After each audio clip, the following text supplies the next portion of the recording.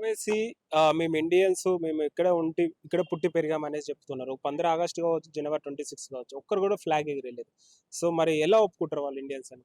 చూడండి, MIM party ఒక నేపథ్యమే రజాకార్ల ఒక పార్టీ. హైదరాబాద్ సంబంధించిన ఏదైతే రజాకార్ కాసిం రజ్వీ ప్రారంభించిన ఎంఐఎం పార్టీకి సంబంధించిన మూలాల ఆధారంగా ఈ రోజు తెలంగాణలో ఎంఐఎం పార్టీ వ్యవహరిస్తుంది.